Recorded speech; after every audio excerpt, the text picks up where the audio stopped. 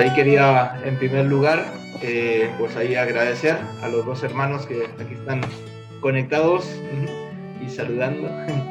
Ahí hermano Mario, hermano Santiago, ahí por esta oportunidad que nos dan desde Roma de darnos esta conferencia sobre la Sábana Santa, que al final pues sí, es formación, pero al mismo tiempo retiro, casi, porque todo este tema pues nos lleva justamente a pensar, a reflexionar sobre todo lo que hizo Cristo por cada uno de nosotros, especialmente obviamente ahora que nos vamos preparando para la Semana Santa, ¿no? El tiempo de Cuaresma.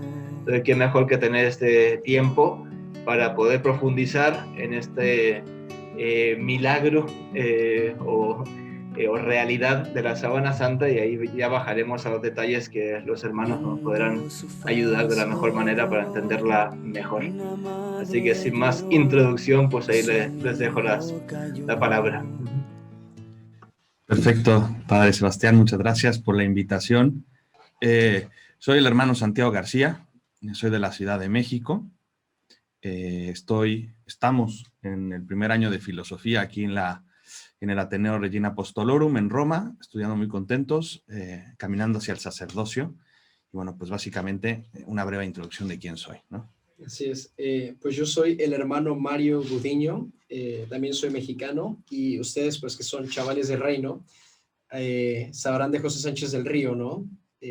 Pues yo soy de esa tierra, la tierra de los cristeros, y pues es una gran oportunidad, una gran bendición, pues estar aquí con ustedes.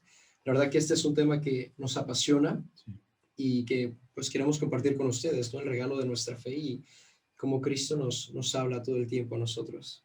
Genial, pues vamos a ponerles la presentación y vamos a empezar con este curso. Esperemos que les guste, que les interese. Al final, el Padre ha dispuesto que quede un momento de preguntas y respuestas, ¿no? A lo que nos encanta, porque así hay algo de participación y no parece que le estamos hablando a una pantalla nada más.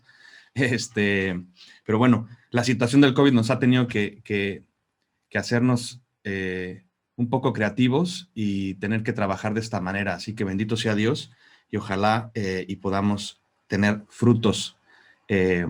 Para ello, bueno, pues les invitamos a que nos sigan en las redes sociales, sobre todo a la de Otonia Internacional, ¿no? Que es en donde estamos subiendo contenido, y sobre todo si al final alguno llegara a tener alguna duda, alguna pregunta, pues por ahí nos podamos comunicar con muchísimo gusto. Pues bueno, una recomendación, si le parece, hermano. Esta recomendación es que vayan por un papel, un lápiz para poder anotar si tienen alguna duda. Y también, sobre todo, lo más importante, pues su Biblia. Nosotros aquí traemos la nuestra, porque vamos a ir caminando con Jesucristo en varios de los pasajes del Evangelio y pues haciendo algunas anotaciones respecto de lo que dice, ¿no? Además, pues nosotros vamos a proyectar las citas bíblicas más importantes, pero sí, también ustedes nos pueden acompañar con sus propias Biblias, y el relato pues va a ser toda una experiencia, ¿no? Como decía el Padre, pues esto es una plática de formación, pero al mismo tiempo vamos a adentrarnos en el misterio más importante de nuestra fe, que es de la encarnación, pero también de la pasión y muerte de nuestro Señor y de la resurrección. Es un momento privilegiado, perdón por la reflexión, pero tenemos que hacerla, ¿no? Es un momento privilegiado para nosotros también el poder reflexionar sobre estos temas en Cuaresma, ¿no? Estamos caminando hacia el misterio pascual, y lo más importante que tenemos es que nuestra vida no tiene sentido si no creemos firmemente que Jesucristo resucitó, ¿no? Nuestra vida no tiene sentido si no creemos que así fue realmente, ¿no? Que Dios resucitó y está entre nosotros. Es así de simple, es el querigma famoso, ¿no? Entonces, realmente con la actitud con la que nos acerquemos a este objeto, pues, como a cualquier misterio, evidentemente, pues es importante, ¿no? Y me viene a la memoria esta cita, ¿no? del Papa Francisco en el mensaje de Cuaresma, y es que la Cuaresma es un tiempo para creer, ¿no? Es decir, para recibir a Dios en nuestra vida y permitirle poner su morada en nosotros. Y yo subrayo esta parte de la Cuaresma como un tiempo de creer, porque a veces, sobre todo en este tiempo, pues nos falta este acto de fe, ¿no? En muchas de las cosas. Así que ahí vamos a pedirle este fruto en nosotros que nos permita, a través de el acercamiento a la sábana santa, este objeto tan increíble, que nos permita creer en él y sobre todo caminar de su mano hacia el misterio pascual. Bueno, sin más, vámonos directo a la siguiente diapositiva, que es ¿de dónde sacamos esto de la sábana? Vamos a estar escuchando diferentes terminologías, síndone, ozonia, lienzo, etcétera. Y vamos a empezar, así se dice en México, por el caldo antes de pasar a las albóndigas, a la carne. Vamos a empezar por, digamos, la periferia, lo más sencillo, para después pasar a los misterios más trascendentales, por decirlo así, ¿no? Primero, pues es el fundamento bíblico, está en San Mateo, está en San Juan, y los dos hacen referencia a uno a una sábana limpia y el otro hace referencia en su texto a la palabra lienzo, concretamente San Juan, ¿no? Y bueno, la palabra lienzo, la palabra síndone, eso significa, ¿no? En griego, la palabra síndon significa lienzo en griego, y pues en muchas regiones se le conoce como la síndone de Turín, porque precisamente pues ahí se encuentra en este momento, ¿no? Y bueno, además de eso, podemos hablar también un poco de lo que es la sábana santa propiamente, ¿no? El objeto como tal. Entonces, ahí van a tener en su pantalla lo que es la sábana santa, ¿no? Es un pedazo de tela, es lino, que mide 4.5 de largo por 1.2 de ancho aproximadamente, y tiene un tipo de tejido, un estilo que se llama, ¿no? Que fuera un objeto verdaderamente caro, ¿no? Para la época. De hecho, solamente en regiones como en Egipto, bueno, en toda esa zona, Mesopotamia y tal, pues era muy común, ¿no? Entonces, pues era un objeto verdaderamente valioso. No se explica cómo era posible que Jesucristo, pues siendo pobre, pues, o algún crucificado inclusive, pudiera estar envuelto en una sábana de estas características, ¿no? Y otra cosa que hay que fijarnos también antes de pasar a otros temas es que podemos ver en este lienzo, en esta síndone, ahora que ya saben a qué me refiero, pues 4 tipos de manchas, ¿no? Que vamos a ir señalando poco a poco. Aquí está el cursor, espero que se pueda ver. Y 4 tipos de manchas, ¿no? Las primeras que vemos son estas como manchas negras que están aquí, que hay 8 de ellas, ¿no? Estas manchas negras, el hermano Mario nos contará un poco la historia, pero les adelanto, fueron provocadas por un incendio de una urna que se derritió de plata, ¿no? En Chamberí propiamente. Después vemos otras manchas que son manchas pues, naturales, digamos, de la humedad, ¿no? O por la humedad, ¿no? Que son estas aquí un poquito más oscuras, ¿no? Y al final la que nos interesa es pues algunas manchas de sangre, que se las voy a colocar un poquito más, les voy a poner esta imagen donde aparecen más nítidas. Obviamente esto lo pintó alguien, ¿no? No se ve así, pero bueno, digamos, las manchas de sangre serían o estarían así, impresas, ¿no? Y por último, la que más nos interesa también, pues es la figura del hombre que está en esa sábana santa. Que la gran pregunta a la que los quiero llevar en este momento es saber si esa persona que se ve ahí, ¿no? Que se alcanza a ver, pues una cabeza, ¿no? Se alcanza a ver un pecho, un abdomen, unos brazos, unas piernas, y del otro lado, pues la espalda, las piernas, etcétera. Si esa persona que está ahí es Jesucristo, ¿no? En Turín, en 1998, el Papa Juan Pablo II, dijo una cosa que me encanta y me gusta repetirla mucho, ¿no? Y es que la sábana santa representa pues una provocación a la inteligencia. ¿Y qué significa eso? Pues significa que el estar en contacto con ella, el estarla contemplando, no nos puede dejar indiferentes, no nos puede dejar igual. Y como podrán ver, pues hay muchas maneras de acercarse a este misterio, pero hemos escogido el que creemos que es más pedagógico, y es ir siguiendo los misterios de dolor, ¿no? Los misterios que rezan en el rosario serán los pasos o los caminos que vayamos dando para podernos acercar a saber si esa persona que está ahí es Jesucristo o no. Entonces, bueno, ¿por qué no podemos comenzar un poco con la historia, con ¿no? la historia para saber por qué está en Turín y por qué está así en esas condiciones, ¿no? Claro que sí. Nada más quisiera agregar que vemos las manchas que son normales por oxidación. Obviamente este lino, cuando recién lo compraron, cuando recién fue hecho, pues era lino puro, era lino blanco. Ahora pues se ha oscurecido por la oxidación natural. Y las manchas del cuerpo pues también son esta oxidación en las fibras, y más adelante veremos pues la gran pregunta es ¿quién es este hombre? La segunda gran pregunta o el gran misterio es ¿cómo se formó esta imagen? Vamos a hablar un poco de la historia, y si nosotros decimos, vamos asumiendo, ¿no?, que este hombre es Cristo, es Jesús de Nazaret, entonces decimos que su historia comienza con la resurrección. Esta es una sábana que lleva 2000 años y por lo cual pues tiene todas estas manchas, tiene toda esta historia.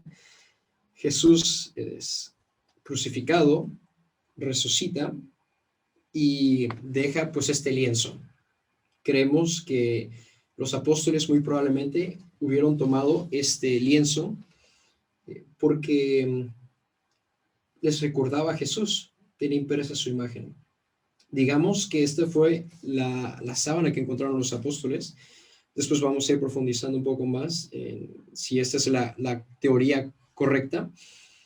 Pero si tenía la sangre de Cristo, si tenía la imagen de Cristo, es muy probable que los apóstoles pues se la hayan conservado. Y desde los primeros cristianos sabemos que ellos pues veneraban las reliquias de los santos y pues más aún las de Cristo mismo. Ahora, este es un mapa que más o menos muestra el paso de la sábana santa a través del tiempo. Cabe destacar que estamos hablando de 2000 años atrás, entonces la historia, el tiempo también se entiende un poco de manera diferente. Ahora la historia, digamos que es una ciencia muy precisa, una ciencia que se basa en fechas, en lugares muy concretos, pero antes estos registros pues eran diferentes. Sabemos que la historia pudo haber comenzado en Jerusalén con los apóstoles. Después hay algunos documentos que nos dicen que fue transportada a Edesa. La historia o la teoría dice que, y hay evidencia, ¿no? Relatos, algunas imágenes que nos hablan de que fue transportada a esta ciudad de Edesa, donde, a ver si ven el cursor, ¿verdad? Aquí estamos en Edesa en el año 544, donde un rey pidió que se llevara la imagen de Cristo que no estaba hecha por manos de hombres. Y aquí mismo este rey, que fue uno de los reyes cristianos de esta zona, también fue curado y por lo tanto se construyó una basílica donde se comenzó a venerar la imagen de Cristo que no fue creada por manos de hombres. Aquí pasó algunos años, hay algunos registros también de monjes que iban a esta basílica en Edesa a copiar la imagen de Cristo. Después de esto, hubieron algo de guerras, peregrinaciones, ostentaciones. La imagen se ponía al público para su veneración. Después de esto, el emperador en Constantinopla pide que se lleve hacia un lugar donde estuviera más seguro de las guerras. Y tenemos, de hecho, la fecha en la que la sábana santa llegó a Constantinopla y hacia donde fue transportada a la iglesia de Santa Sofía, que fue el 15 de agosto del 944. Aquí en Constantinopla lo mismo. Después de que están en la basílica, se le construye su propia iglesia, donde los emperadores lo mostraron a los visitantes. Y aquí pasó bastante tiempo donde fue venerada. Después llegaron los turbios años de la iglesia, digamos, un poco de guerras. En este tiempo también fueron las cruzadas. Así que algunas batallas se libraron aquí en Constantinopla. El problema fue que las reliquias que estaban en las iglesias, las reliquias que se conservaban, pues fueron desaparecidas. Muchas de ellas fueron tomadas por los templarios. Ese es el tiempo en el que los templarios están intentando hacer un camino de peregrinaje hacia Tierra Santa. Entonces, algunas reliquias sabemos que las conservaron los templarios. Sin embargo, hay un registro de Otón de la Roche, que en 1200 aproximadamente viaja hacia Constantinopla con algunos de los hombres. Él era francés. Después de esto, él va hacia Atenas, donde él dice que tiene una imagen, una reliquia, que tiene la imagen de Cristo, que es la misma tela, el mismo lienzo que estuvo con él cuando fue sepultado. Y después de esto, él se la lleva hacia su tierra, que es en Lirey. Aquí hay, la verdad, algunos años en los que no se sabe mucho sobre la Sábana Santa, sobre todo por el tema de las reliquias, ¿no? Era un poco vergonzoso para estas familias que ellos pues hayan tomado las reliquias de la iglesia, y había todo un tema con qué hacer con ellas.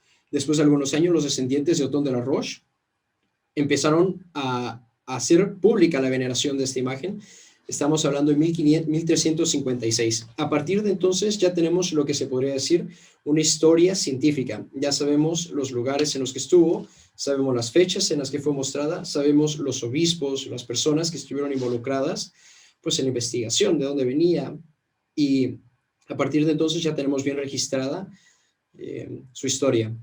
Después de que esté en Lirey, pasa a la familia de Saboya y es transportada hacia Chamberí, que es donde en una basílica ocurrió el incendio. Este incendio logró que el cofre en el que estaba la Sábana Santa resguardada soltaron unas gotas de plata, lo que hizo que atravesara la Sábana Santa, y es lo que nosotros vemos ahora como estas quemaduras. La familia Saboya tuvo la Sábana Santa por mucho tiempo en Chamberí, hasta que en 1578 viaja hacia Turín, que es donde actualmente se encuentra.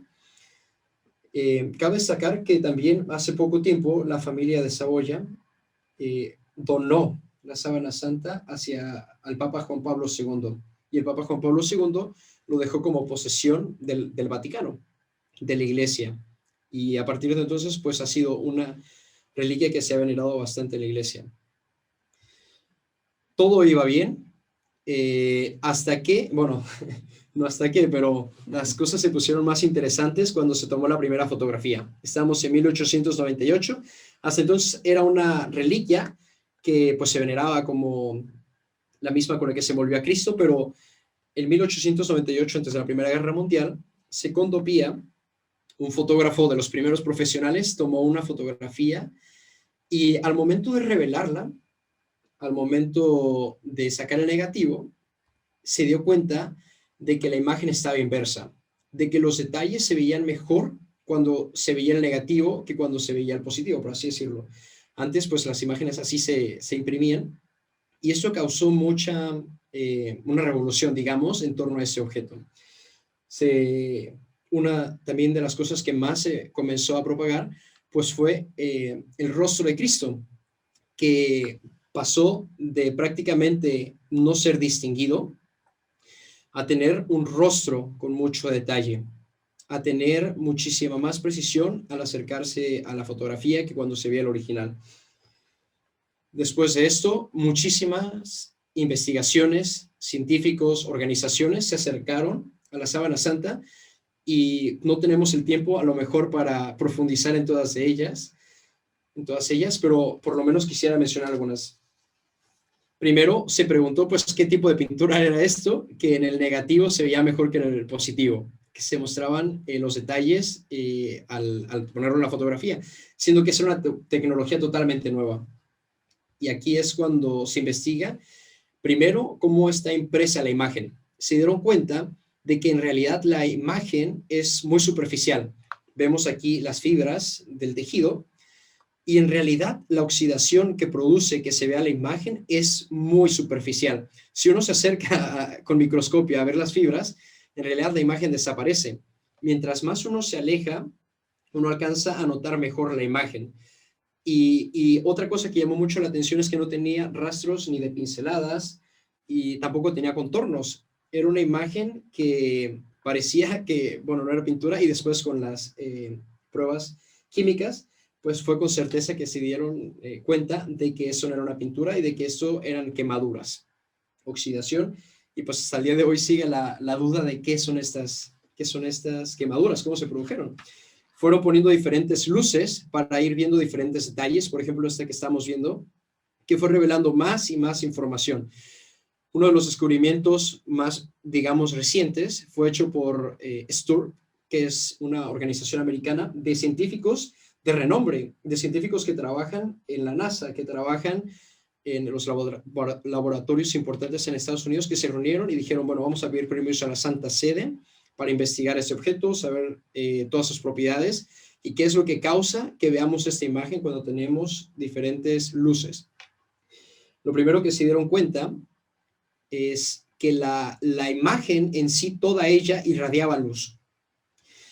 No había un punto focal, no es que la luz saliese de un solo punto, no es como una fotografía que la luz sale de un punto y se va enfocando en todo el cuadro, sino que toda la imagen en sí era luminosa. A partir de esto, un investigador en su tesis doctoral quiso probar una tecnología que ahora se está aplicando y desde hace algunos años se está aplicando en Marte, que es la tecnología BP8, que es con la que se pueden tomar imágenes tridimensionales según los grados de luminosidad de un objeto. Esto no ocurre con las fotografías normales. Sin embargo, con esta imagen que tiene radiación, que digamos que tiene diferentes niveles de luz, tiene hasta 8 diferentes niveles de luz, se pudo hacer esta reconstrucción, que fue una de las primeras, con la que se pudieron notar incluso mejor los rasgos de este hombre que estaba aquí sepultado. Aquí vemos algunas de las primeras imágenes que se pudieron obtener a raíz de esta tecnología. Y pues aquí ya empezaron también a haber muchas representaciones artísticas, tanto pinturas como esculturas, que se basaban en la sábana santa. Hasta aquí vamos pues incrementando, digamos, el misterio. Esto es todo el siglo XX y siglo XXI que se han hecho las investigaciones. Aquí están los investigadores que pues fueron viendo poco a poco que esta imagen iba teniendo más y más misterios. Hay una investigación también sobre los pólenes que descubrió que tenía pólenes propios de Jerusalén, de Palestina, y más de las épocas de febrero, marzo y abril. Y hasta el día de hoy pues se siguen haciendo investigaciones para saber cómo se formó esta imagen, cuáles son todas sus propiedades. Podemos decir que este es el objeto más estudiado por la ciencia. Digamos que hay otros temas que se han estudiado más en la ciencia, pero este como objeto singular ha sido estudiado de diferentes ciencias, digamos, química, biología, ¿no? Muchísima información que se puede sacar con un solo objeto. Hace poco me llegó una pregunta y era si somos capaces con la tecnología que tenemos hoy de hacer lo que está en la sábana santa. Y me parece, la respuesta, no sé si usted conozca algo, pero me parece que actualmente no tenemos ninguna tecnología capaz de producir el efecto que tiene la sábana santa, digamos, por lo que nos acaba de contar, ¿cierto? Sí. Esta es una de las cosas que además nos responde a la pregunta, ¿qué pasó con el carbono 14? Que es lo que quería tocar, sobre la falsificación de la Edad Media, ¿no? Este estudio que se llevó a cabo en los años 80, en el 88, de hecho, nos dice, y fue famoso, salió en la revista Nature y ha salido en miles de documentales, diciendo que la sábana santa de Turín, pues no es santa, es una falsificación medieval. Y aquí están los años que los científicos y los investigadores pusieron, de 1260 a 1390, e incluso dijeron que era con una certeza del 95%, ¿no? Esto tomó mucho relieve, tanto en la iglesia como en la investigación científica, ¿no? Porque esto ponía una nueva perspectiva al origen de este lienzo que tenían enfrente de ellos. Sin embargo, últimamente, la mayoría de los científicos, la comunidad científica que está en torno al estudio de este lienzo, pues ha dicho que en realidad este resultado pues no se toma como evidencia, digamos, contundente, sobre todo por dos cosas. Primera, por la contaminación que está en el lienzo, ¿no? Aquí vemos que durante 2000 años se tomó con las manos, estuvo en contacto con fuego, estuvo en contacto con humo, estuvo en contacto con agua, estuvo en contacto con polen, estuvo en contacto con las mismas manos de los investigadores que al principio no tenían el cuidado. Los obispos para venerarla la abrían, ¿no? La Siempre, tocaban con las siempre manos, sí, ¿no? se quitaban los guantes y ellos eran los que tocaban los lienzos y Sí. pues durante muchísimo tiempo estuvo en contacto, digamos, con más tipo de contaminación. Otra de las razones es que el área que tomaron ellos, los investigadores, pues no es muy representativa. Tomaron una esquina y pues esta investigación además no se ha hecho pública. Se hicieron públicos los resultados, pero hasta el día de hoy no han querido revelar pues todo el estudio que estuvo alrededor del estudio del carbono 14. Si hay científicos que quieren aceptar esta teoría, que quieren aceptar que es una falsificación de la Edad Media, incluso dicen que fue pintada o que fue hecha por Leonardo da Vinci, pues tendrían que develar muchísimas más preguntas, tendrían que responder a más cosas, ¿no?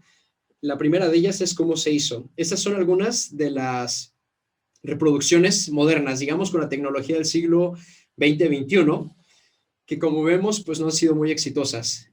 Han intentado varias cosas, han intentado oxidarlo con elementos orgánicos, han intentado aplicar muchísima luz, pero hasta ahora no se ha podido reproducir. Esta es otra de las imágenes, ¿no?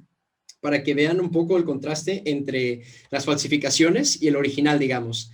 Si hoy en día no lo podemos reproducir, pues bueno, quedaría preguntar quién es esta persona en la Edad Media que tuvo la tecnología, el conocimiento para crear pues este tipo de imágenes.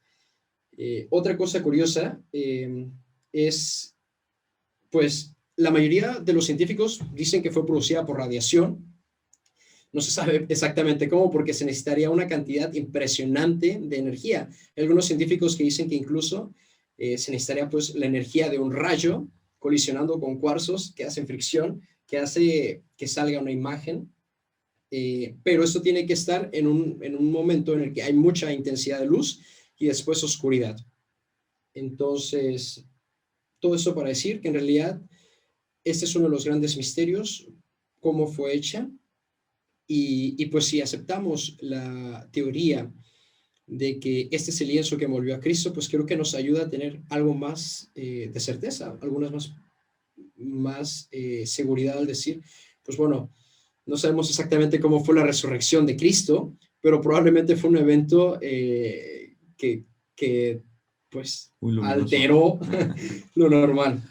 Muy bien, hermano. Estos son unos detalles curiosos porque hablando de la reproducción del rostro de Cristo, mucha de la iconografía, la pregunta es ¿de dónde nos inventamos la cara de Cristo? ¿Cómo es que sabemos que así era, ¿no? Que tenía algunos rasgos y se reproducen normalmente durante el tiempo en la historia los mismos rasgos característicos de Cristo, ¿no? Y todo se da a partir de la sábana santa propiamente, ¿no? Y aquí vemos pues un cuadro muy famoso que es el Cristo Pantocrátor, y podemos ver que así como este Cristo, pues muchos de la iconografía que existe en el mundo, pues sí, que representan el rostro de Cristo, pues ha salido de la sábana santa, o se han basado, digamos, de la sábana santa. Los trazos han sido delineados a partir de la sábana santa. Bueno, esto como para irnos acercando un poquito más o cada vez más a lo que nos interesa, digamos, o a lo que nos trae aquí, ¿no? Y es solamente para poder recordar, el Papa San Juan Pablo II en Turín, pues hacía esta aclaración, ¿no? Decía que el es el quinto evangelio, ¿no? Tenemos un quinto evangelio, la sábana santa es como un quinto evangelio. Y esto quiere decir que ella nos explica muchas de las cosas que no nos son explicadas en los evangelios, ¿no? Y iremos viendo por qué, iremos viendo cómo. Si podemos cambiar la escena, por favor. Genial. Sí, sí se alcanza a ver, ¿no? Sí. Sí. Ok. Creo que va usted, ¿no? Sí. Ahora, pues vamos a meternos ya de lleno, ya que supimos lo que tenemos enfrente. ¿Quién es este hombre? Y creo que vamos a encontrar algunas semejanzas, o más bien dicho, vamos a encontrar muchas semejanzas entre Jesús de Nazaret y el hombre que vemos en la sábana santa. Incluso hay estudios que dicen que es una relación de que solamente una posibilidad entre 200 millones de que no sea Cristo, ¿no? Pero vamos a ir poco a poco, pues haciendo estas concordancias, esta similitud que existe entre estos dos hombres y probablemente pues en el mismo hombre. Aquí tenemos la sábana santa, el cuerpo de Cristo, según la representación que se ha hecho artísticamente, según las imágenes tridimensionales, y también un rostro que se ha generado a partir del negativo. Y lo primero que tenemos que decir es que el hombre de la sábana santa, así como Jesús, pues son hombres de 30 a 40 años de edad.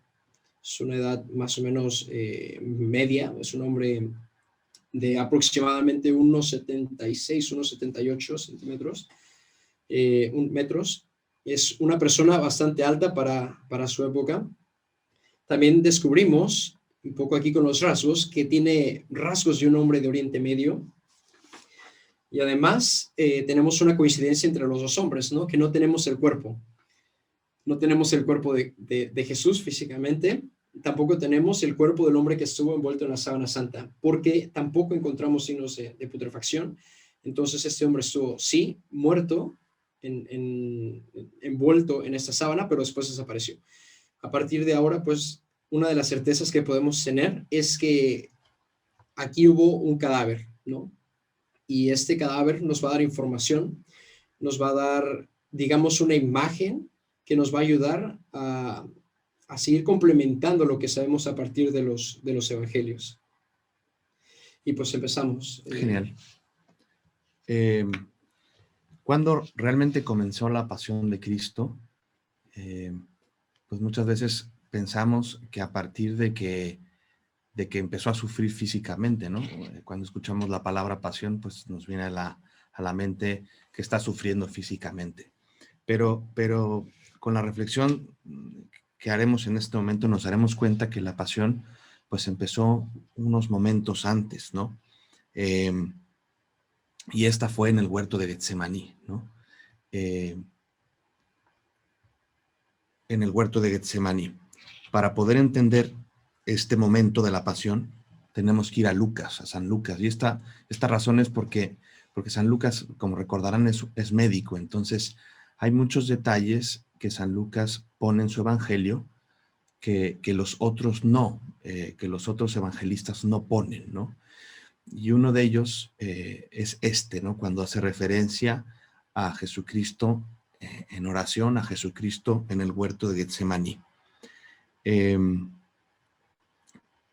Y como leemos ahí en pantalla pero como estaba angustiado se puso a orar con más fervor y su sudor eran como gotas de sangre que caían en tierra. Y la pregunta que nos surge es, bueno, pues ¿qué son esas gotas de sangre, no? ¿Qué son esas gotas de sangre que salen de Cristo y que están cayendo en la tierra? Y bueno, eso médicamente se le llama hermatodrosis. Y que a grandes rasgos, pues es una hemorragia por debajo de la piel. Es una hemorragia que se hace en los vasos capilares. Y lo que causa esta hemorragia es un gran estrés. Un estrés, la tensión, y pues esos vasos capilares explotan y los poros de la piel lo que hace para que el agua salga, pues es como si fuera una hemorragia interna, pues expelen esta agua y entonces parece como si fuera sudor, pero de color rojo, porque al final pues está saliendo sangre. La piel es el órgano más grande del cuerpo humano. Quiere decir que tiene muchas terminaciones nerviosas, ¿no? Y entonces, a este punto, Jesús tenía ya una piel verdaderamente sensible, ¿no? Tenía esta sensación en todo el cuerpo, que incluso el traer ropa significaba pues ya un dolor específico, ¿no? Muchos médicos se debaten en la idea de que incluso el soplido del viento puede provocar dolor cuando la piel está sufriendo esta cuestión médica, ¿no? Dermatodrosis. Entonces, ¿qué significa propiamente eso, no? Pues significa que Jesús, a pesar de no haber recibido ningún golpe, ¿no? Físico, ya está en agonía, ¿no? No solamente espiritual, sino ya propiamente físicamente. Y como recordarán, pues en esta escena, unos minutos después, se acerca Judas y le da un beso, ¿no? Y entonces, eso nos puede llevar a reflexionar lo que ese beso significó para Cristo, ¿no? Normalmente un beso tendría que tener amor detrás, caricia, consuelo, más si se trata de un amigo, pero al tener la piel así de sensible, al estar sufriendo de este estrés, al tener esta enfermedad o este malestar, pues ese beso le significa dolor, ese beso significa que le lastimó más que haberle abrazado, más que haberle gustado, pues fue un beso que le dolió, ¿no? Después de la escena, pues tenemos a Jesús, ¿no? Que lo apresan los soldados romanos, lo llevan ante el concilio y, como recordarán, pues en todo este trayecto los romanos pues le van dando de golpes, le van escupiendo, lo van ofendiendo, y ya podemos tener presente pues que si tiene esto en la piel, pues cada uno de los golpes que va recibiendo pues se vuelven verdaderamente dolorosos, ¿no? Entonces, a esta altura, Jesucristo ya va bastante golpeado ante el Sanedrín, ¿no? Y ponemos ahí frente a ustedes una cita bíblica para recordar esta escena donde después de apresarlo, los soldados lo llevan ante el Sanedrín. Y podemos ver también en el rostro de la sábana santa esta característica de un pómulo inflamado en el lado derecho, ¿no? Y nos preguntaríamos qué hace un pómulo inflamado. No recordamos exactamente alguna caída específica, etcétera. Bueno, está aquí la cita bíblica donde habla de que después de que dijo algo, de que pronunció que él era el Hijo de Dios, pues uno de los guardias le dio una bofetada. En realidad, esa palabra está mal traducida porque la palabra correcta viene del griego rafisma o rafisma, ¿no? Que significa pegar con un bastón, ¿no? Y como recordarán, pues es el único momento donde Jesús reacciona. En toda la pasión, durante toda la pasión, nunca dice nada hasta este momento, ¿no? O sea, no dice nada, digamos, contestando de alguna forma a los soldados o a quienes le agreden, ¿no?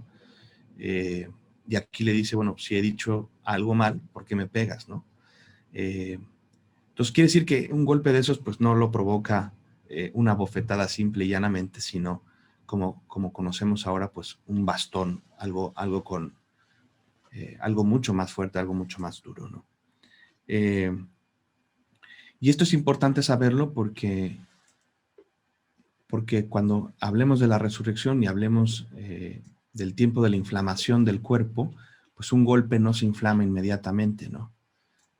normalmente tarda entre 24 y 36 horas para llegar a su máximo de inflamación. Entonces, quiere decir que coincide, digamos, con el tiempo en el que pasó en el sepulcro, las inflamaciones que tiene en la cara, ¿no? Esta es una réplica, me parece, si no me equivoco, del sudario de Oviedo, ¿no? Y bueno, hacen como una especie de, como que cotejan la imagen, ¿no? Para poder demostrar que es el mismo rostro y es la misma persona de la que estamos hablando. Pero bueno. Ahora vamos a profundizar un poco en lo que fue la flagelación de Jesús. Para eso tomamos también como referencia el Evangelio de San Juan. Y habiendo dicho esto, salió otra vez a donde estaban los judíos y les dijo: yo no encuentro ningún delito en él. Estamos frente ya a Pilato. Jesús, después de ser condenado por los judíos, por los sumos sacerdotes, es llevado hacia Pilato y se le pide que le den la pena máxima, que es la crucifixión, un castigo realmente para las personas más, digamos, peligrosas para el Estado. Era una muerte bastante humillante y es lo que está pidiendo el pueblo, que se crucifique a Jesús. Sin embargo, Pilato dice que no encuentra ningún delito en él. Pero es costumbre entre vosotros que os suelte a uno en la Pascua. ¿Queréis, pues, que os suelte al rey de los judíos? Entonces volvieron a gritar diciendo: no a este, sino a Barrabás. Y Barrabás era un ladrón. Pilato, en algunas de las intervenciones que tiene con el pueblo, intenta salvar a Jesús, mandándolo con Herodes, mandándolo ante el pueblo y incluso dando la oportunidad de que se suelte. El pueblo sigue escogiendo a Jesús y Pilato, para intentar salvar la vida de este hombre, le aplica uno de los castigos más severos, que sin embargo no lo llevaría a la muerte. Pilato pues tomó entonces a Jesús y le azotó. Aquí tenemos la pasión de Cristo, como pudo haber sido. Aquí pues aparece con una tela que cubre de la cintura, pero este castigo era normalmente desnudo, y ese es una de los sufrimientos también espirituales de Jesús. Jesús estaba desnudo y este era un castigo que lo humilló bastante. Aquí recordamos el Génesis, el primer efecto, digamos, del pecado de Adán y Eva fue el sentirse avergonzados por su desnudez. Y esto fue un signo de su pecado. Así también Jesús, que quiso recapitular toda la historia del hombre, aceptó aparecer ante el pueblo desnudo y así redimirlo. Todo esto por amor a nosotros. Después llegan los soldados a flagelarlo. Este es un ejemplo de un flagelo romano, se llama flagrum taxilatum. Y este consistía, a diferencia de lo que vemos probablemente en la Pasión de Cristo, de algunas cuerdas que sostenían unas balas de metal unidas. Lo que aquí vemos en la Sábana Santa, como estas aplicaban pues un sufrimiento al hombre que era flagelado. Estas en sí no hacían sangrar. Estas lo que provocaban eran quemaduras de tercer grado en la piel, además de hemorragias internas, hematomas, pero por la condición en la que se encontraba la piel de Cristo, que como hemos escuchado, pues era una condición muy débil, pues se cree que también por eso sangró de estas mismas heridas y por eso también las podemos ver en la Sábana Santa. Los judíos normalmente aplicaban una ley de que fueran máximo 39 golpes con el flagelo. Sin embargo, en la Sábana Santa encontramos alrededor de entre 90 y 120 diferentes golpes. Algunos flagelos podrían tener 3 balas, algunos tenían 2. Y aquí se ve la cuenta que hizo algunos de los investigadores a raíz de la Sábana Santa. Y pues, ¿qué significaba esto más allá del dolor de recibir 90 golpes en el cuerpo? Cuando se pasaba de los 39 golpes, para los judíos significaba perder la dignidad de hombre. Esto era un castigo o algo que solamente se hacía con los animales, con las bestias. Entonces los romanos, al aplicar este castigo desmedido, eh, pues lo que están haciendo también es humillar más fuerte a Cristo. Según John Jackson, que es uno de los investigadores, dice que en todo, en total, pues hay hasta 372 golpes. Y puede ser que 2 hombres hayan infligido este castigo. Aquí esta imagen pues es tomada en nuestra exposición, en la muestra que tenemos en el Ateneo, pero que nos permite ver pues lo realmente lastimado que estaba el cuerpo de Cristo. Cristo que toma nuestro pecado, Cristo que toma nuestras enfermedades, nuestras iniquidades y que las salva con sus heridas. Lo que nos salva en sí pues no son estas heridas, sino el amor divino que Cristo nos expresó durante estos castigos.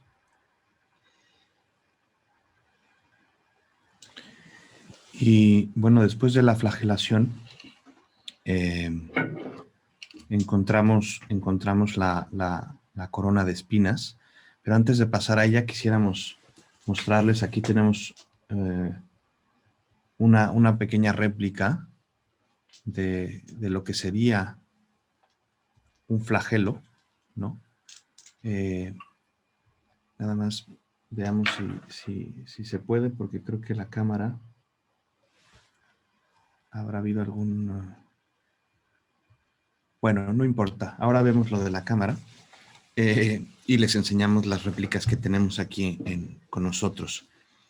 Cuando nos hablan de una corona de espinas, pues normalmente pensamos en aquellas a las que estamos acostumbrados a ver, ¿no?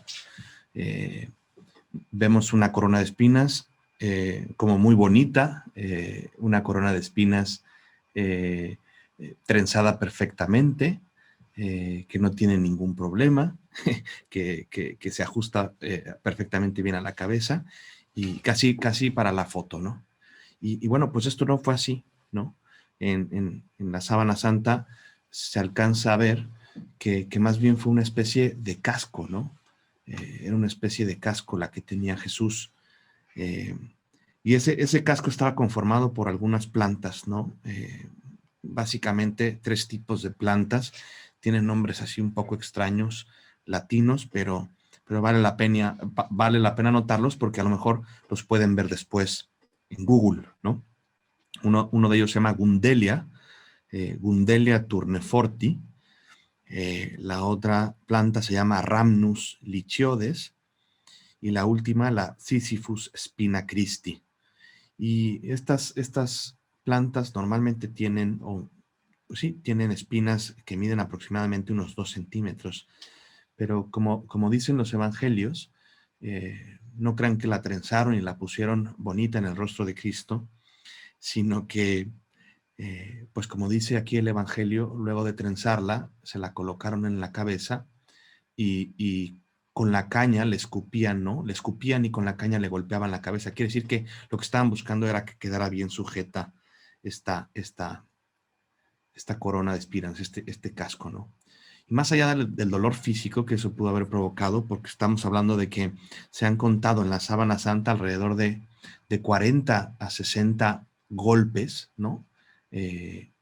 40, 60 heridas. Más allá de eso, pensemos en el dolor espiritual, ¿no? Porque el hecho de haberle puesto esta corona era para hacerle burla de que él mismo se llamaba rey de los judíos, ¿no? De que él se hacía llamar rey de los judíos, o que esa era su presunción, ¿no? De alguna forma. Vamos a regresar a algunas escenas atrás.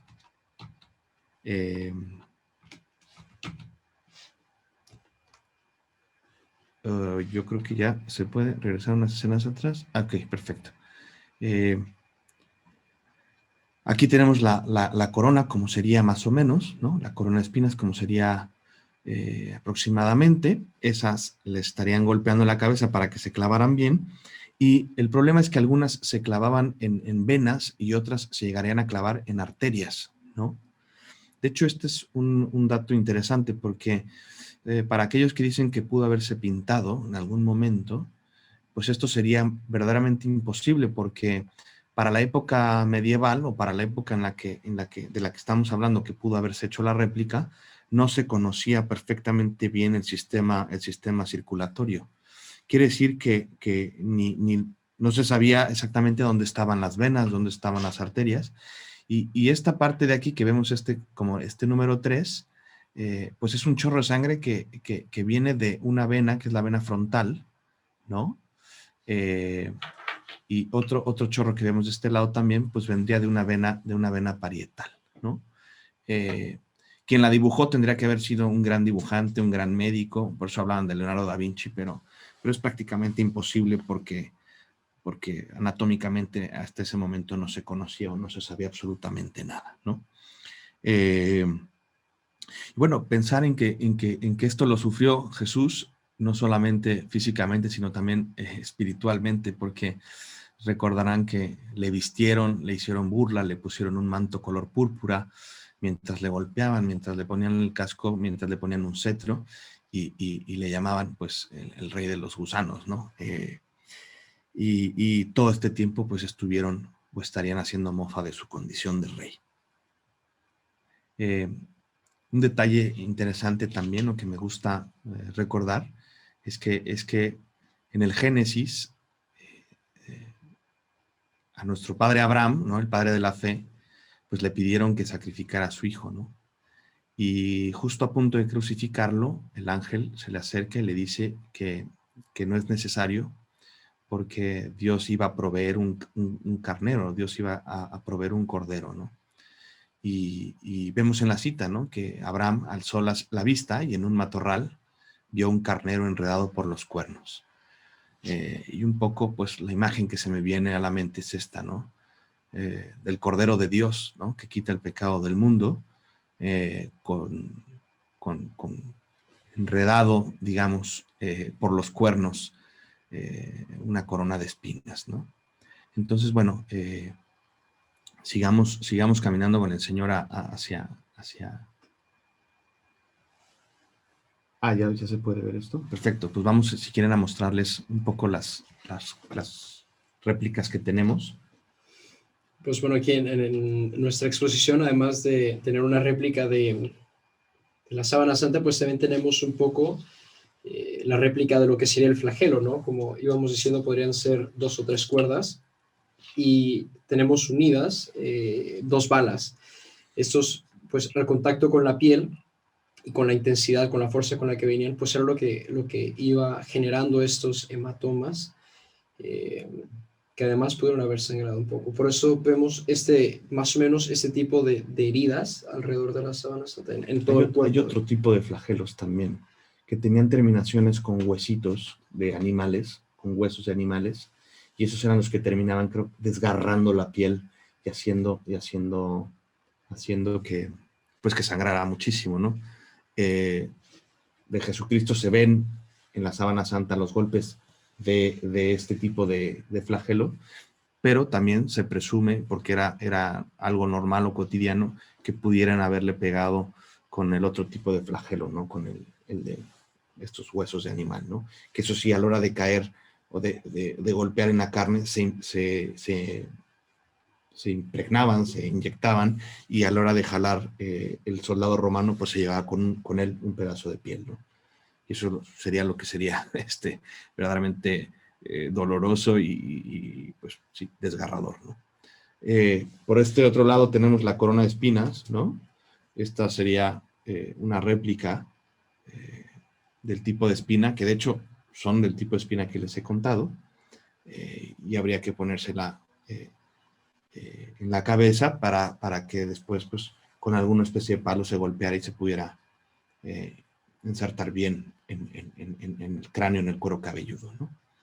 Considerar también en esto que muchas La cabeza tiene muchas terminaciones nerviosas. ¿Qué quiere decir esto? Que en todo este tiempo Jesús ha estado perdiendo muchísima sangre, no solamente por los golpes, sino también por la flagelación y ahora pues en la cabeza con la corona de espinas. Hasta este momento pues no ha comido nada, hasta este momento no ha probado alimento, hasta este momento no se sabe si bebiera algún vaso de agua, ¿no? Entonces realmente las condiciones en las que se encuentra son muy malas, ¿no? Y digamos que todavía no ha llegado a la cumbre de esto, ¿no? Estas pues son dos coincidencias entre el nombre de la sábana santa y los relatos que tenemos en los evangelios, ¿no? Porque las personas que crucificaban normalmente, o más bien no tenemos evidencia de que a algún otro crucificado le hayan puesto una corona de espinas. Esto fue pues un castigo, digamos, que hicieron a Jesús, que decía que era el rey de los judíos, y la flagelación, que era un castigo en sí, no se acompañaba normalmente con la crucifixión, sino que ya era un suplicio realmente muy, muy fuerte, ¿no? Pero a Cristo es presentado de nuevo, he aquí el hombre, y siguen pidiendo su muerte, siguen pidiendo la crucifixión.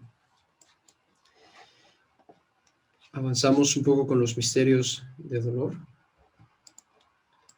Jesús carga con la cruz. Leemos en los evangelios, en el evangelio de San Juan. Entonces Pilato se lo entregó para que lo crucificaran. Tomaron a Jesús y cargando él mismo con la cruz, salió al sitio llamado de la calavera, que en hebreo se dice Gólgota. Como decía el hermano Santiago, pues para este momento tenemos ya un hombre que después de bastantes golpes, después de bastante sangrado, pues tiene que además sufrir el castigo de llevar su propia cruz, la cruz en la que va a ser crucificado. Probablemente haya sido imposible para él, de hecho, tomar toda la cruz, ¿no? Dos leños bastante pesados, ¿no? Aquí en esta representación de Mel Gibson y en la mayoría de las obras de arte, pues se muestra con toda la cruz, pero muy probablemente nada más haya llevado el patíbulo, que era la parte horizontal de la cruz, y que aún así, solo esta parte pesaría entre unos 50 y 60 kilogramos.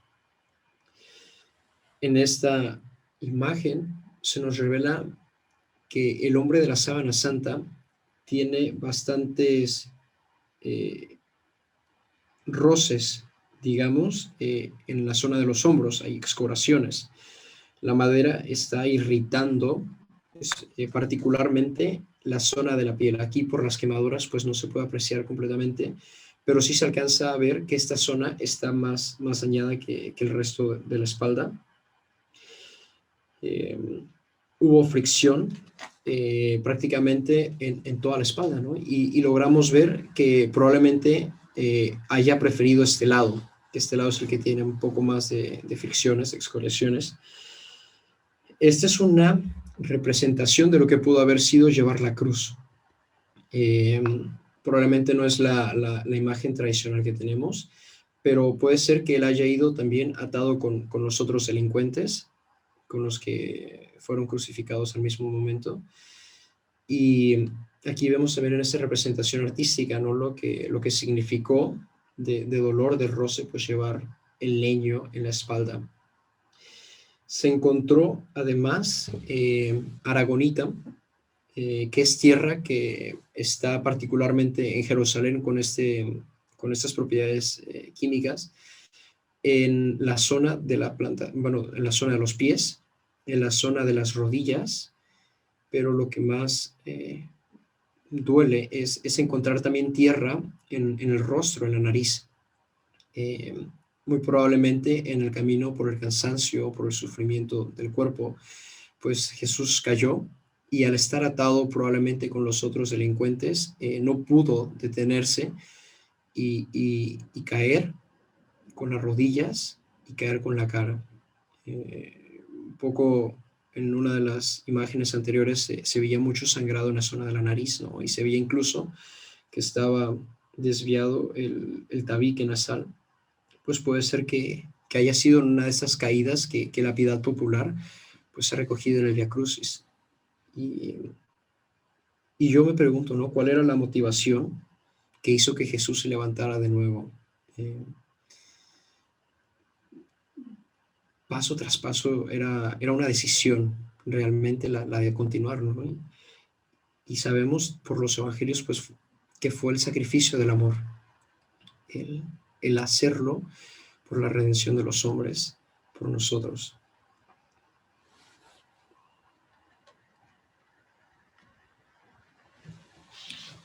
Bueno, llegamos a lo que había comentado en un inicio, ¿no? Que el Papa Juan Pablo II en esta visita a Turín hace esta mención de que la Sábana Santa es el quinto evangelio, ¿no?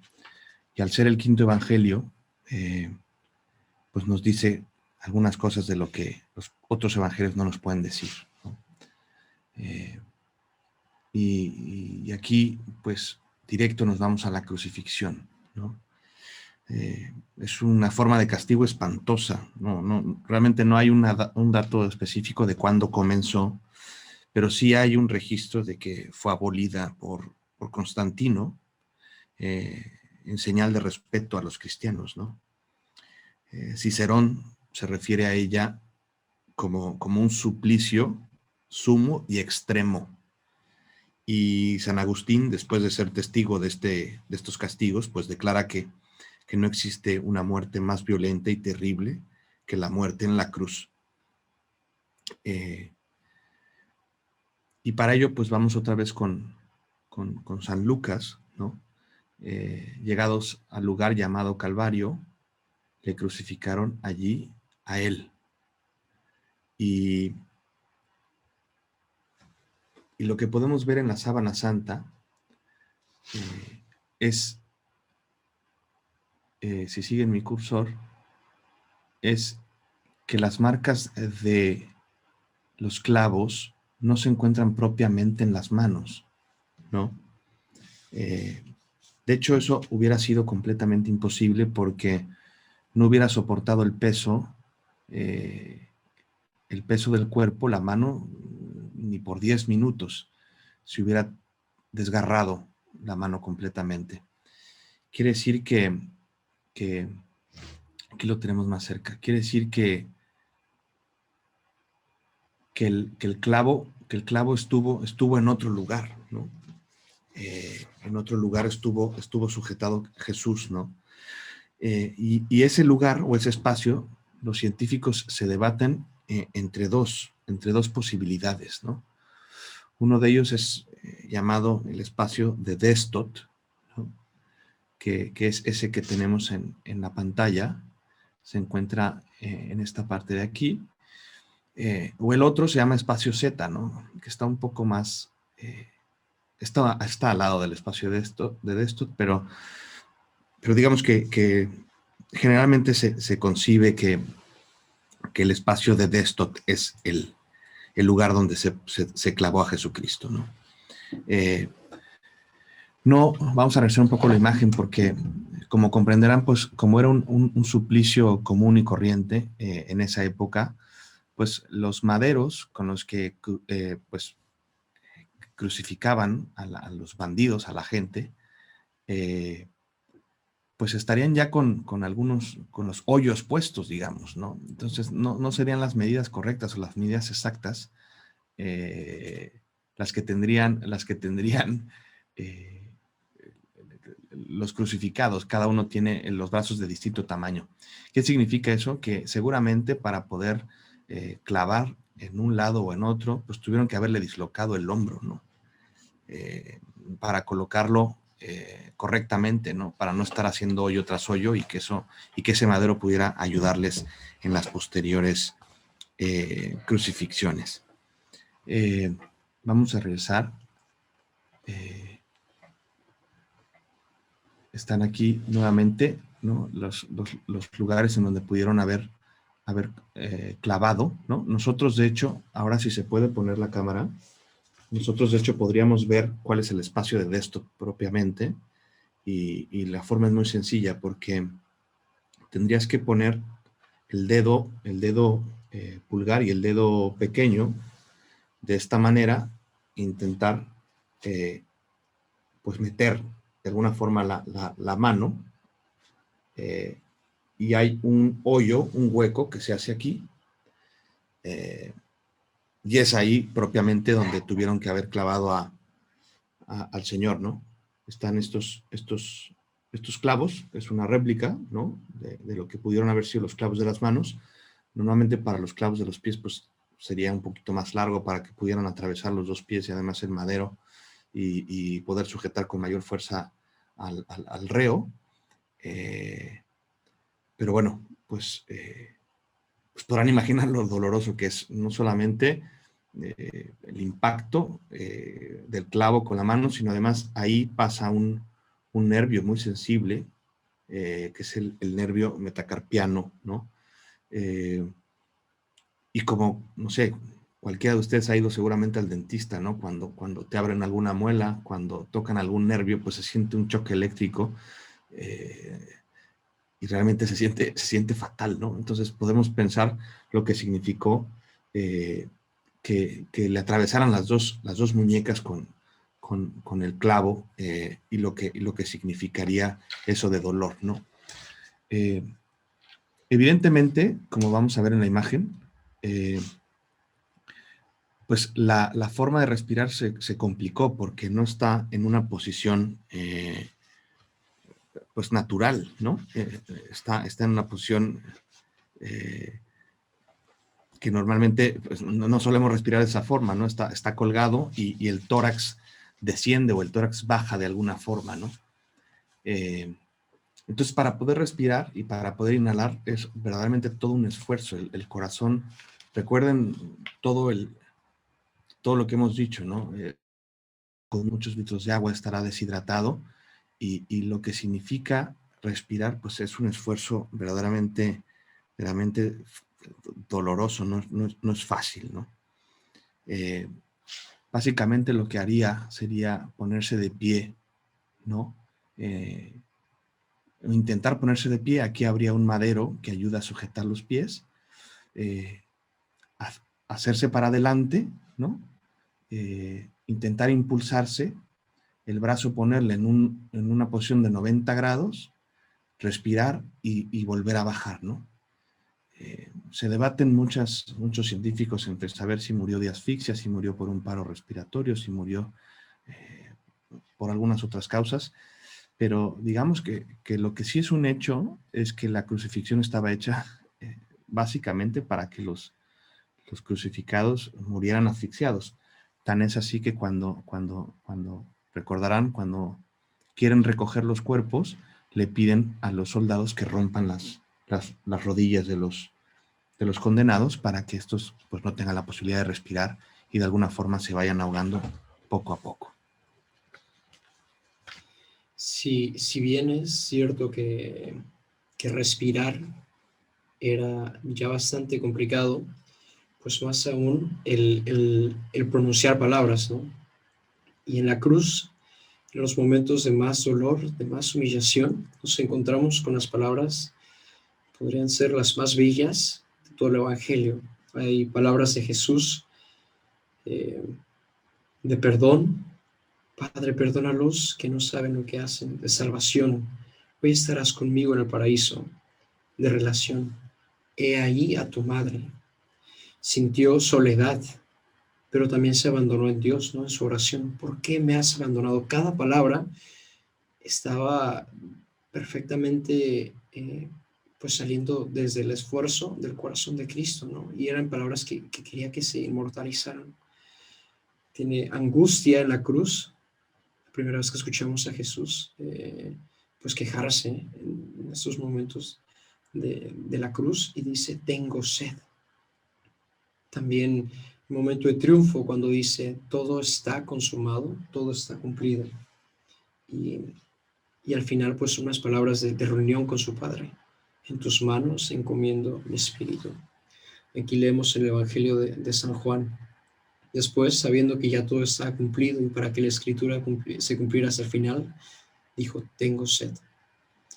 Había allí un recipiente lleno de vinagre, empaparon en él una esponja, la ataron a una rama de hisopo y se la acercaron a la boca.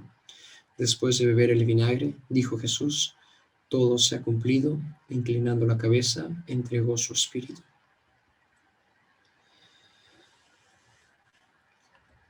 Ahora vamos a hacer una autopsia de tanto Jesús como el hombre de la sábana santa. Esta es una representación. Y ahora vamos a escuchar algunas palabras técnicas, médicas, pero que ayudan también a poner en palabras todo aquel sufrimiento, ¿no? Es un varón de aproximadamente 30 años de edad.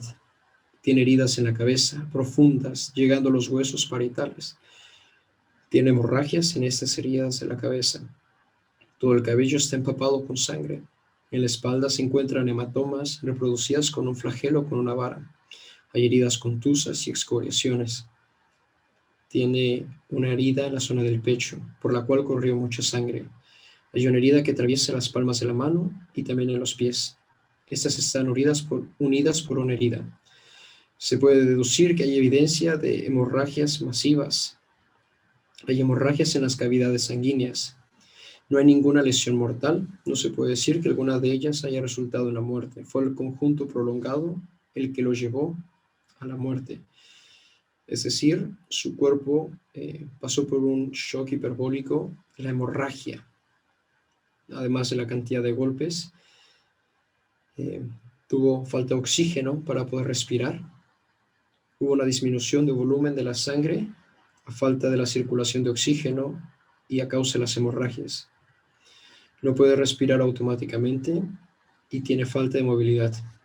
Tiene graves lesiones y, por último, una insuficiencia cardíaca.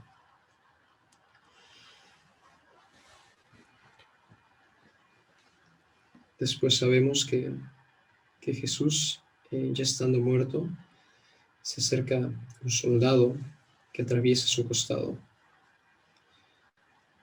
Cuando llegaron a él, al ver que ya estaba muerto, no le quebraron las piernas, sino que uno de los soldados le atravesó el costado con la lanza y enseguida brotó sangre y agua.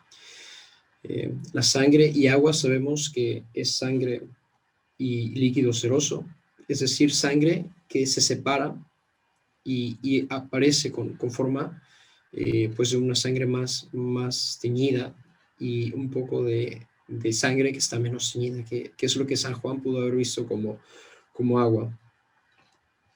Aquí está, atravesó la quinta y sexta costilla con una lanza de 4.4 centímetros por 1.1 de largo. Era la forma en la que los romanos normalmente mataban en la zona de batalla. Esta es la zona por la que un hombre no tiene escapatoria. Un hombre que recibía un golpe en este costado, pues moría en cuestión de minutos. Sin embargo, sabemos que Jesús ya estaba muerto para este momento. Y pues es hermoso que en este momento también se haya roto el velo del templo, porque es decir, podemos entrar al Santo de los Santos, al corazón de Cristo. Es la herida de Cristo por la que nosotros podemos llegar a este amor divino. Es el amor de Cristo que se desborda sobre nosotros a través de este corazón herido de amor. Después Jesús entra en un momento de rigor mortis. Esto pues es diferente dependiendo de la forma de la muerte, pero en las muertes violentas la rigidez es intensa y duradera. Vemos que bajaron a Jesús, probablemente en un estado demasiado pues rígido. Sabemos que José Arimatea llegó con una sábana, se presentó ante Pilato para pedir el cuerpo de Jesús. Llevaron el cuerpo y lo envolvieron en una sábana limpia. Aquí está una representación artística de la envoltura de Jesús, el cuerpo de Jesús en esta sábana, y un poco con el rigor mortis, porque en las reproducciones vemos que el cuerpo de Jesús pues está un poco levantado, pues es esto, ¿no? El rigor mortis que hace que un cuerpo se mantenga en una posición. Jesús fue envuelto en una tela digna o del valor de un sumo sacerdote, y también hay rastros de bálsamo, de óleo, que era con los que ungían a los reyes. Entonces, este cadáver de un sentenciado tiene también la dignidad de un sumo sacerdote y de un rey. Y bueno, para ir concluyendo y poder pasar a un momento de preguntas y respuestas, pues vemos que llega el momento cumbre, que es la resurrección, ¿no? Llevan a Jesús a una cueva, a una tumba preparada, ¿no? Como vimos en la cita bíblica, José de Arimatea prepara esta sábana, lo envuelve, lo depositan ahí, y para poder hablar de esto, nos viene a la mente una cita del Papa Francisco, ¿no? El rostro de la sábana santa transmite una gran paz. Este cuerpo torturado expresa una majestad soberana. Es como si dejara transparentar una energía condensada pero potente. Es como si nos dijera: ten confianza, no pierdas la esperanza. La fuerza del amor de Dios, la fuerza del resucitado, todo lo vence. Y a mí lo que más me ha sorprendido, lo que por lo menos creo que hoy lo aprendí, se los comparto, es que ese momento que vemos, esta cara que vemos pues tan comúnmente, es justo en el segundo exacto antes, en el momento antes de que Jesús resucitara, ¿no? Y esto para mí, no sé, es impresionante. Es justo ese instante donde Cristo vence la muerte, donde Cristo abre los ojos, y donde Cristo pues te mira hoy, ¿no? Hay que recordar qué pasó, ¿no? Llegan los apóstoles a la tumba. Dicen que Juan antes que Pedro, y corrieron los dos juntos, ¿no? Seguramente porque uno es más joven que el otro, y se asomaron al sepulcro. Uno vio las vendas, el otro también vio las vendas en el suelo, y Juan al final vio y creyó, ¿no? Y concluimos diciendo esto, ¿no? Jesucristo no está muerto, Jesucristo está vivo, y tenemos la capacidad de tocarlo y encontrarnos con Él, más allá del objeto que estamos presentando. Se puede hacer ya en el aquí, en el ahora, ¿no? Y lo que hemos intentado hacer en este momento, bajo esta reflexión, es que se pudieran encontrar con Él, pues a través de esta reliquia, a través de este pedazo de tela tan increíble y tan apasionante, del que estamos, pues no sé, yo diría enamorados, o verdaderamente contentos, ¿no? De estar trabajando con Él. Y esos apóstoles no serán muy distintos a los que ustedes hoy son, ¿no? Trabajando en el Reino Christi, y pudiendo ser testigos de el hombre que resucitó y el hombre que nos tiene aquí a todos, ¿no? Y que nos tiene unidos, que nos tiene reunidos para poder predicarle y para poder decirle al mundo que resucitó, y que la vida no termina aquí, ¿no? Así que, pues muchas gracias. Yo creo que ahorita el padre pues podría moderar las preguntas y las respuestas, si le parece, y pues abrir el micrófono, quien tenga alguna pregunta, y si podemos responderla con mucho gusto. Perfecto, bueno, muchísimas gracias. Hay que la verdad es que, como decía al inicio, ¿no? Pues es una meditación finalmente de lo que se vivió, lo que se ve, y qué mejor manera de prepararnos para la Semana Santa, ¿no? Entonces, bien. Pues, a ver, son dos preguntas. La primera es, ¿de dónde les salió el interés a ustedes de estudiar tan a profundidad la Sábana Santa? ¿Y por qué? A ver, supongo que por lo que dijeron que a raíz de lo de San Juan Pablo II, que últimamente como que ha agarrado mucho, no fama, pero como ha sido mucho más común como esas exposiciones de tan profundidad a la Sábana Santa. Y bueno, la otra es de, si saben, si Mel Gibson también como estudió de cierta manera la Sábana Santa como para poder hacer una representación más exacta en su película de la Pasión. Muy bien. Si quiere la primera. Pues un poco sobre el interés, ¿no? Yo creo que en lo personal, pues a mí me apasionan las ciencias y creo que en la Sábana Santa fe y razón se tocan de una manera que nos interpela, ¿no? Que nos sacude la inteligencia, como decía el Papa San Juan Pablo II. Y al principio, pues yo creo que entramos con mucho, pues no sé, a lo mejor curiosidad, pero mientras más uno va conociendo, pues uno más se va enamorando, ¿no? Porque es el misterio más profundo de nuestra fe. Y yo creo que una curiosidad inicial, pues por conocer este misterio, pues me llevó a profundizar y pues nada, enamorarme cada vez más, como decía el hermano Santiago. Y la segunda pregunta era, yo hasta donde sé, es que más bien Mel Gibson se basó, obviamente seguramente habrá hecho algún estudio de la Sábana Santa, pero se basó principalmente en textos de una santa, Ana Caterina. ¿Sí? Parece que ella, sí. Creo que sí, si el padre nos corrige, no sé si el padre se acuerde.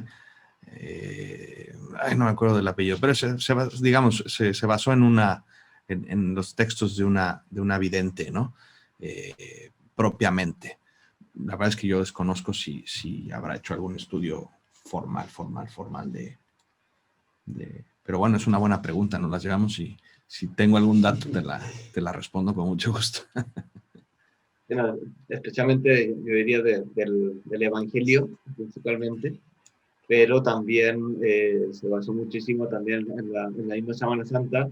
No digo que él haya estudiado directamente, pero sí tuvo un equipo detrás, e incluso por algún padre legionario que estuvo detrás ayudando, pues dando ese tipo de detalles, ¿no? Incluso pues se ve mismo en la película La Pasión, cómo muestran partes que justamente no lo dicen exactamente en las obras de arte, sino que lo demuestran los mismos estudios de la Semana Santa.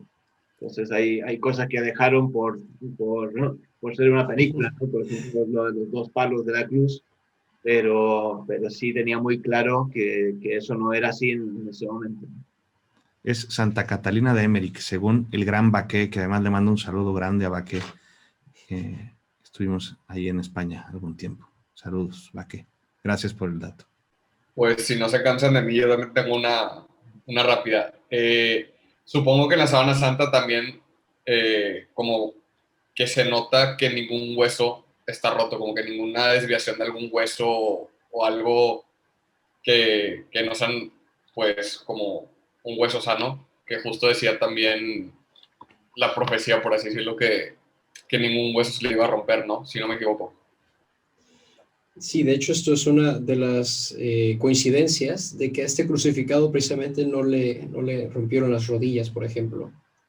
En la imagen pues se ve que es anatómicamente, pues corresponde a un hombre que sus extremidades pues mantiene pues no se ven rotos como sí, decía. la estructura sí está bien. Hay una desviación nada más en la nariz, pero es el cartílago, no toca hueso, digamos. Entonces, pues ese es un buen detalle también, ¿no? Es otro dato curioso de que el hombre de la Sábana Santa no tiene ninguna fractura o no se le nota ninguna ruptura de hueso, ¿no? Excelente. Pues ahí agradecemos ahí a los hermanos. La verdad que nos ayudaron mucho ahí a lo que vimos, ¿no? Prácticamente de realmente prepararnos para la Semana Santa. Así que creo que lo podemos dejar hasta aquí, que ya de hecho se nos hizo un poco más tarde, pero la verdad es que vale mucho la pena. Así que les agradecemos y hacemos una oración para terminar. Te damos gracias, Señor, por todos tus beneficios, a ti que vives y reinas por los siglos de los siglos. Amén. Cristo, Rey nuestro. Venga tu reino. Virgen prudentísima, María, Madre de la Iglesia.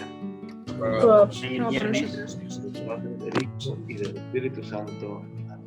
Viendo su faz de dolor, una madre lloró y su amigo cayó. Pero siendo una entrega de amor, su camino siguió y en algún otro lado una luz se encendió.